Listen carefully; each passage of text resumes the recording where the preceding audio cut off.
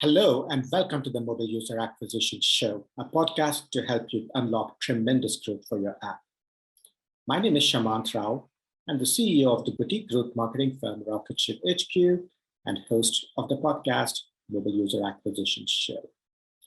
In each episode, we feature experts in the field of mobile growth and discuss strategies, tips, and pointers from the leading edge of mobile growth marketing. By the end of each episode, you will have gained actionable and tactical insights that will help you make more informed decisions in your own work around growth. The Mobile User Acquisition Show is produced by Meryl Vincent, Content Marketing Manager at Rocketship HQ. Our guest today is Robbie Kellman Baxter.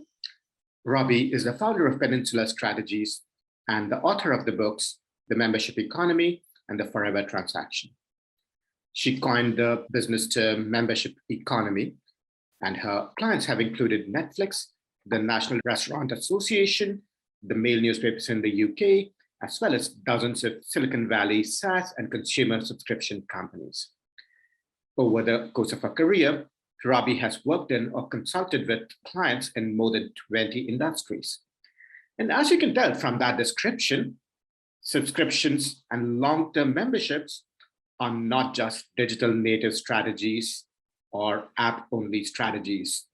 They have been around in the offline space, in the non-digital and non-mobile spaces for a long, long time, for more than a century, I would say. Right? And there's so much we can learn from these playbooks for long-term transactions, for long-term relationships, and apply them to subscription-based apps.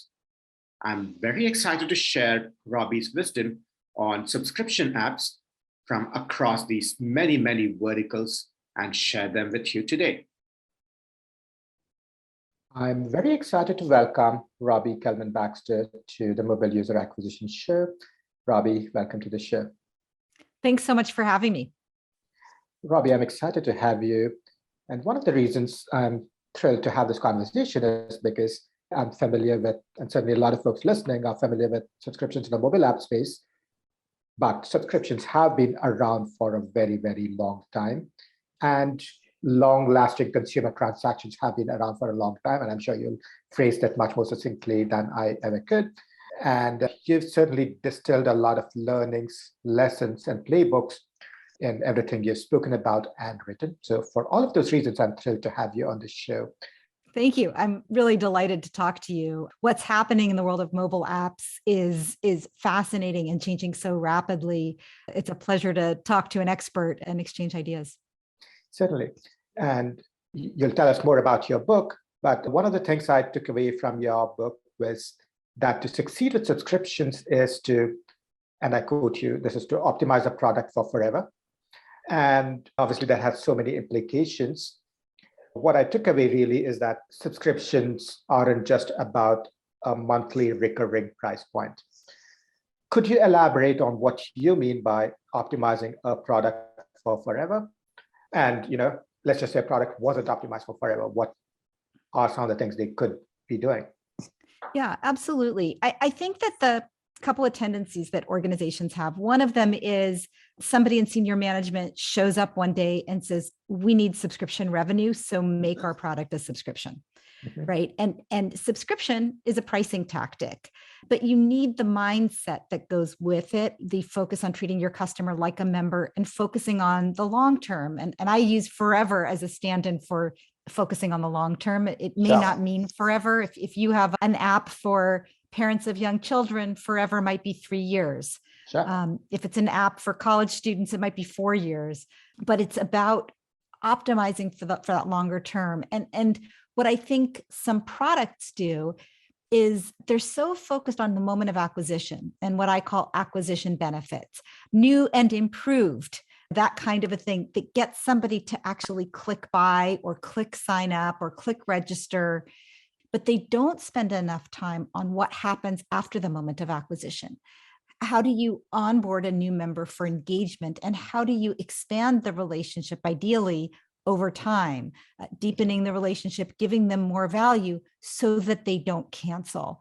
And what you need to do is to start by thinking about forever, saying, what is the ongoing problem that your customer is trying to solve, or the ongoing goal that your customer is trying to achieve? And what are all the ways that I can help them, I being the manufacturer, the product designer, the product manager, that I can do to help them achieve that ongoing goal on their journey.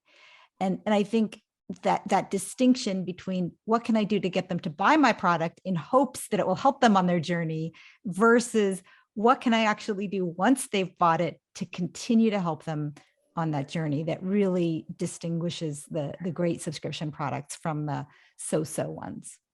Certainly, right. And that's very much a mindset shift. And because you're not focused as much on acquisition, just getting them in the door. And what you said also reminded me of a game I worked on. And we were like, oh, the game isn't profitable. The acquisition isn't profitable. That's what it looked on the surface, until we looked at the data and we realized a lot of the users are spending most of their money in the second year and the third year after they install. And that just wasn't showing up in our dashboards. Now, this wasn't a subscription product, but it ties into what you said about thinking in terms of forever. Yeah, no, absolutely. And in fact, my first book is called The Membership Economy, not the Subscription Economy. And the reason is it's about treating your customer like a member. So in the case of your game design, it may be that there are microtransactions throughout, but the important thing is when they sign up, you're thinking about their whole journey and how you can optimize value for the long-term, customer lifetime value, as they call that metric. Certainly. And it takes very different product design thinking, but it also, I'm really glad you brought up your point, because it also takes different metrics. And sometimes people are smart. Whatever metric you give them, they are going to figure out how to move that metric. And if the metric is retention, they're going to hide the cancel button. If the metric is signups, they're going to focus on signups. If it's cost per acquisition, CPA, they're going to focus on acquiring the cheapest customers. Sure. So it's really important to do the heavy lifting of figuring out lifetime customer value against cost of acquisition as a metric to use, as one of several metrics on your dashboard, because I can get a very cheap customer that's not valuable and it's a waste of my time. I can spend a fortune for a customer that pays me a fortune, and it's incredibly valuable. What this just goes to show you is, if you're moving to subscription, it's going to impact everybody. We've talked about the product team. We've talked about the data analytics team and what metrics are being used by the leadership team. It's also going to change how operations work, how support works, how you market. A lot of the marketing happens after the moment of transaction, not before. That's a very different world for your marketing team for sure as well. Certainly. And that organization-wide dynamic could perhaps be a good segue into my next question, which is about one of your first engagements as a consultant, which was at Netflix, right? You worked with them at a point when they'd gone public, but they were still building out a national footprint. And they were very much pioneers in what's since then come to be known as a subscription model in the digital space. So help us understand what the landscape was around subscriptions at the time. And if you can set the scene and tell us a little bit more about what made Netflix unique. And like you said, it takes an entire team, company-wide sort of cultural change. Is that something you saw within Netflix? How did you see some of that culture being unique or interesting? Yeah, I worked with Netflix before they were even able to serve the entire United States. Now, obviously, a global powerhouse, but at this time, it was still 3 DVDs out at a time, and they were promising a turnaround in 3 days. So they could only serve markets where they had distribution centers and the mail could work in a predictable way. So this is quite some time ago. Just to set the scene, there were no comps, right? What were the comparable companies that were using subscription? Newspapers, not exactly like Netflix, not very digital, not a lot of data, also very heavily dependent on advertising. The telcos, we paid a monthly fee to access our telcos, but again, very different model.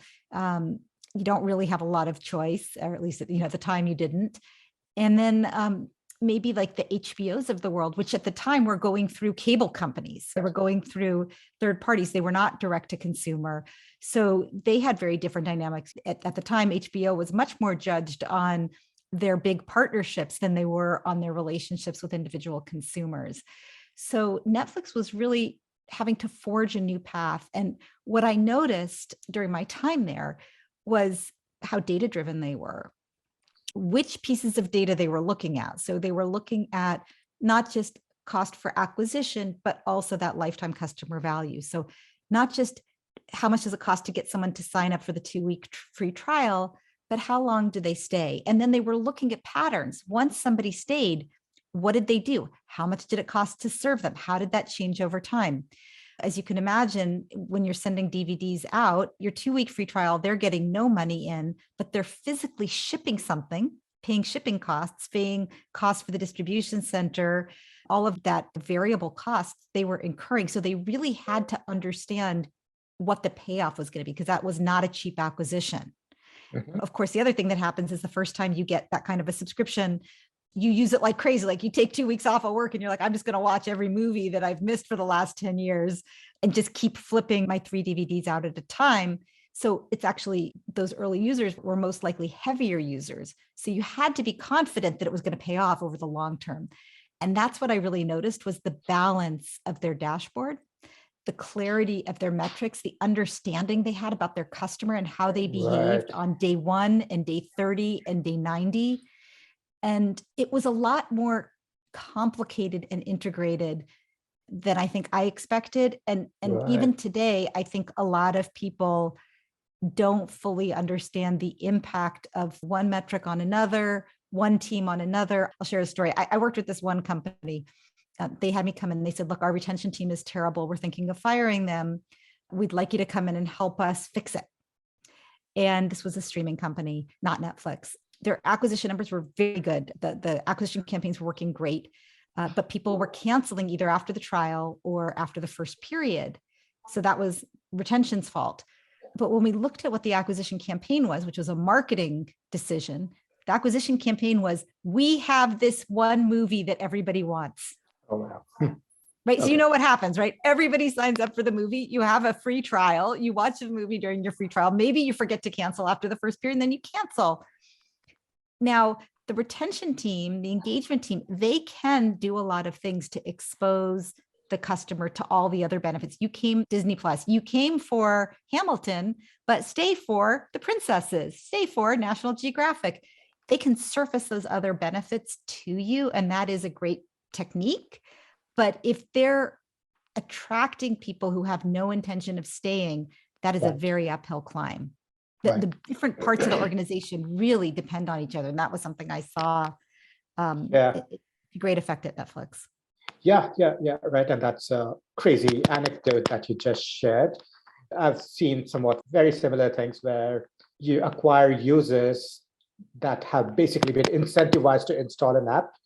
Mm-hmm. And then the game design team wonders, why are these people not continuing to engage and play? Just because they have been incentivized, and once they get the incentive, they just have to go away, right? And I think the broader point you're making is really that not to look at these in isolation, retention and acquisition, and really have both those be focused on the longer term and the LTV, long-term value.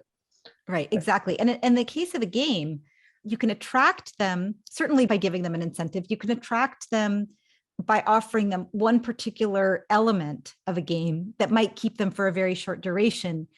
But if you are more choosy about who you attract, you might have fewer people that join, but they're going to stay longer. And they're also going to give you a much cleaner read on what's working and not working. Exactly. Because if you have all this noise of people who came in for promotions or people who came in for reasons that don't align. So another example is join a bank and get a free toaster, right? Mm-hmm. If you open an account, you get a free toaster. So you're like, I need a toaster. I'll come in. It has nothing to do with banking. I'll come in, I'll open an account. I'll get my free toaster. I'll put no money into my account and I'll eventually close it.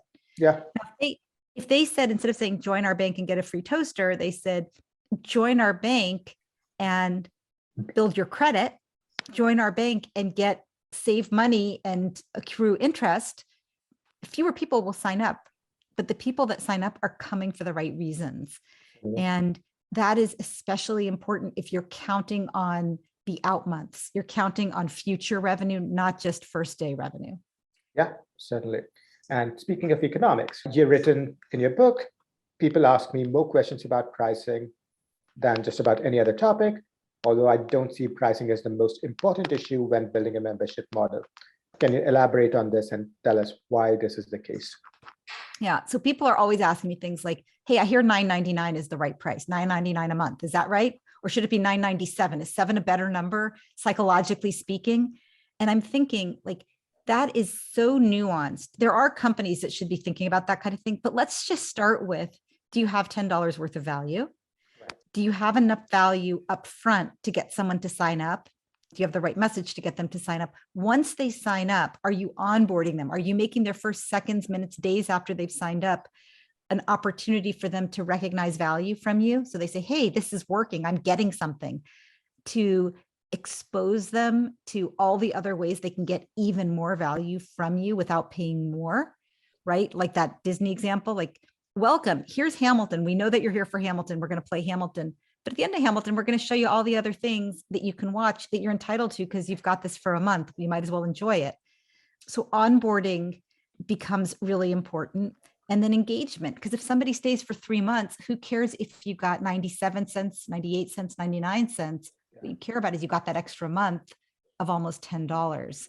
Right. And so it's not that pricing isn't important, but I think sometimes organizations, they focus too much on the nuances of pricing without really understanding, okay, forget 9, 10, or 11. Is somebody going to buy this? And are they going to stay? Right? Yeah. I mean, Yeah. that's Yeah. what really matters. Yeah, right. If they're not going to buy, it doesn't matter what price you're going to set. Right. And if they're not going to stay, it doesn't Yeah. matter either, right? If Yeah, you haven't invested in retention, and it sounds silly, and I know people are listening saying, Robbie, that's totally obvious, but many organizations spend so much time optimizing pricing before they have a good product that people want. Yeah. Often a subscription product is take the features and benefits that we already have and just put them together and put it out there, and not thinking about how do we redesign in light of subscription, or how do we optimize not just for our customer today, but for them. If we want them to stay for 6 months, do we have 6 months of value? Are we still relevant to a person 3 months in? And you talked about how companies want to switch over to subscription models because certainly it can come across as sexy, and they see Netflix, investor reports, they're like, oh, we want that. So one of the things that a number of companies would worry about would be cannibalization, right? Very specifically, or in transaction-based products, there's no ceiling to how much a user can spend, right? We've seen games where users spend thousands, sometimes tens of thousands of dollars in the first week. Now, if these games were to put in a subscription model that said, oh, $9.99 a month, obviously the game developer would be like, we just lost the $10,000 that we would have gotten. Right? So cannibalization tends to be a concern, at least in my experience. How would you recommend thinking about this if someone's contemplating switching? Yeah. So I think to make this change, it is scary, and you have to understand customer behavior and customer spending and how subscriptions are going to drive behavior changes. So for example, let's say that you have a game that's $60. Let's say you have a whole bunch of games and they're $60 each. And each game, let's say, has additional in-game purchases that you can make, right? The biggest risk on people's minds is, what if, here's worst case scenario, what if only our best customers moved to the subscription and nobody else did? Because usually the reason that companies add in subscription is they say, we're going to maybe reach newer subscribers who aren't quite ready to commit or don't know our games, or kind of lighter subscribers. That's who we want to bring in. And we want to keep people between releases. We want to engage them. We want to expose them to other products we have, other games we have. We want them to prioritize our game. They've already paid, so they're going to be with us. They're not going to go somewhere else. But the worry is, what if only, this is the cannibalization question, right? What if the only people that signed up for the new subscription offer were the people that were paying the most? So let's say that, just to keep numbers easy, let's say that your subscription's $100 a year, your games cost $60 a piece, flat fee. And your average customer buys one game or less per year, but there is a group of people that buy 2 or more games per year. So the question is, what if the only people that move to the subscription are people who are paying at least $120, right? And they all go to 100, and zero new people sign up, zero people that buy one game a year sign up. What is the risk? So that's the first thing that you look at. And you say, okay, where can we test this so that we can see what actually happens in terms of who actually converts? New to us, light users, heavy users. So you would do that in a very small market. And you would be really clear about what is the worst case scenario. If every single person in this market that is a valuable customer to us switches, what is the cost of this big mistake, right? So that's the first thing that you want to do. Is understand those dynamics in a small way. And then you can, once you learn from that, you can adjust the offering, right? So you can raise the price. You can remove benefits and say these benefits are add-ons later. You can do a lot of things with the offering, and then you can test it again. When Electronic Arts, big gaming company, when they were experimenting with subscription way back 5, 6, 7 years ago, right? They started with their older games, not their newest games. The subscription was old games only, right? Catalog games, not frontline games. And it was only games on the PC, which was a smaller segment. It wasn't console games, right? Yeah. Certainly risky, plenty of customers there. But if you mess up there, it's not going to destroy your business. And you can learn and see for those different segments, what is the actual behavior and what is the actual impact, which gives you a lot more confidence before you roll out your kind of mass offering. Yeah, so what you're advising is really to treat it as almost a new product launch, where you take baby steps at first, run. Yeah, it is a new product.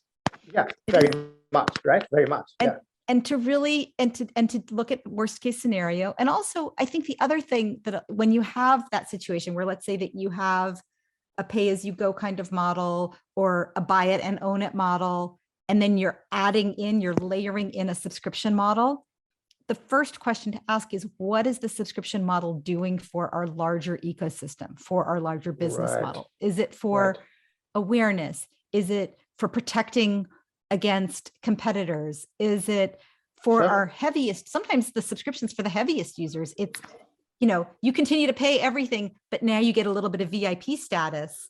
You get things early, you get access to the developers, you get invitations to our big conferences. That's a different subscription than the subscription that I was describing before, which was sort of for a light customer or a new customer. Yeah.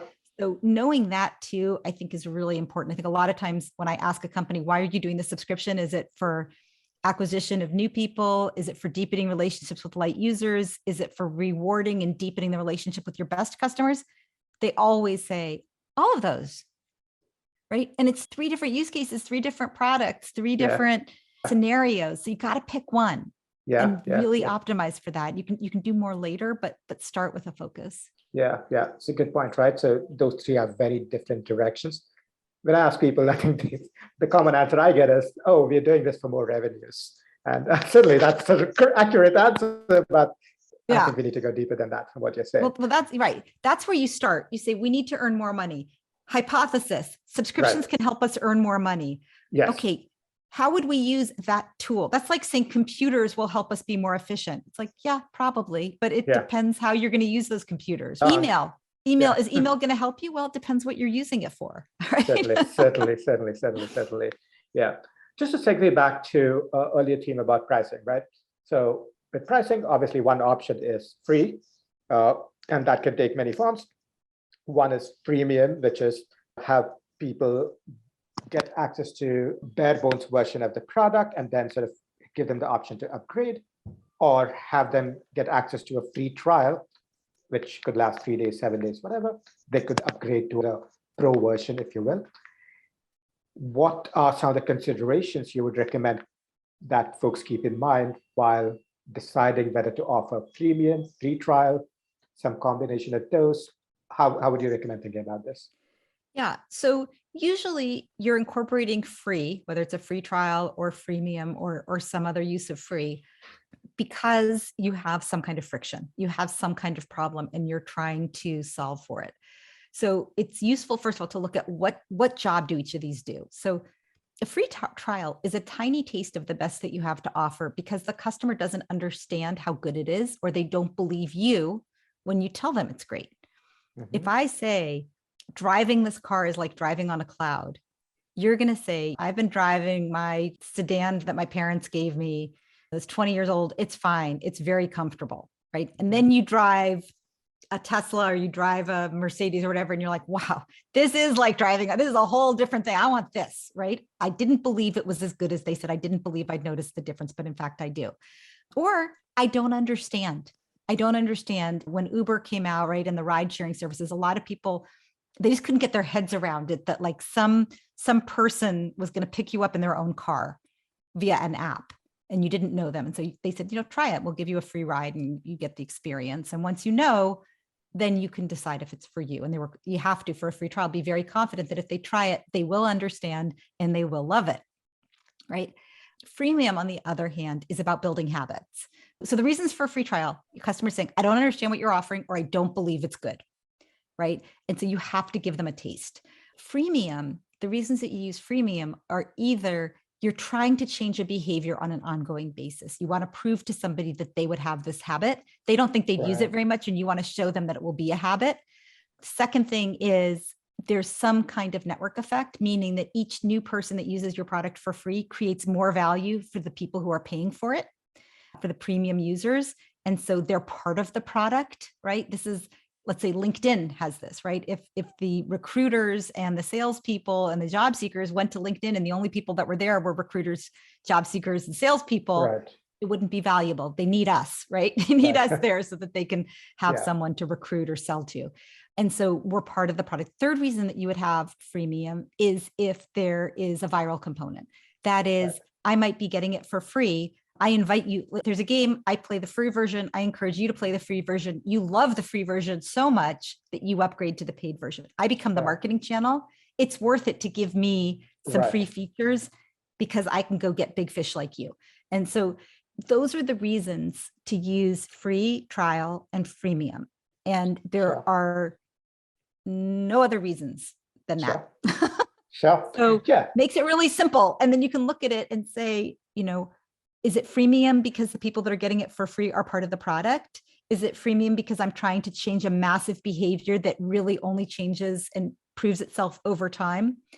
Is it viral? If not, and so many products are none of those things. And they have a freemium or they have a free trial. Or I had a client that had a free trial, but it was, I don't want to say it was insurance, but it was a product that you wouldn't use every day. And the free trial was for 2 months, but the vast majority of people wouldn't use it for 6 months. So I was like, why are you even bothering? And they're like, well, because people, there's some friction. They don't believe it's going to be useful. But you can see freemium might be better. You get a lighter use when you have that moment arise. But I think I love free trial and I love freemium. I think they're very, very powerful tools.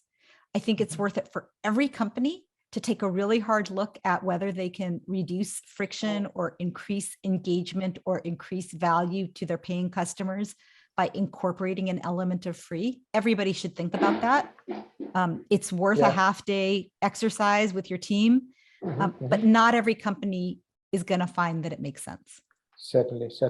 And the recurring theme that, if I may notice, is to ask really why consider freemium/free or even subscriptions, as you had pointed out earlier. Right? And I think once we have clarity on why we are trying to do something, that illuminates what you do need to do, what path you need to go down on. Yeah. Even today, I hear people saying things like every SaaS company should have a freemium offering. Every video game, every game should have a freemium offering. Every game should have a free trial. Well, the funny and hard thing about gamers is, of course, they're gamers, right? They're going to game the system. So if you offer stuff for free, they're going to take great pleasure and enjoyment out of figuring out how to get the value, even if they're not going to do the behavior that you hope for. So the bar for getting value from free is even higher, I believe, in the world of gaming than it would be in, let's say, B2B software or even streaming content for consumers. Right. We've talked about some of the strategies for subscription products. There are very successful, very large companies that have had a portfolio of multiple products that have successfully switched to subscription-based models. Companies that come to mind could be Adobe and Microsoft.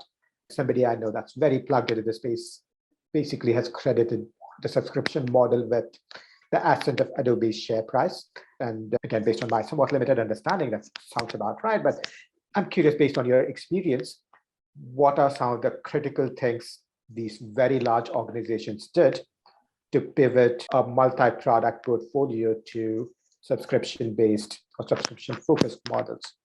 First of all, I totally agree. I featured Adobe in my first book, The Membership Economy, which I wrote 8 years ago, because it was one of the first stories of a traditionally priced business moving into subscription. Netflix, of course, was a subscription native.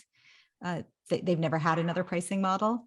And what did they do well? I mean, a lot of things. And this has really been dissected by people. There's a lot of great case studies on this.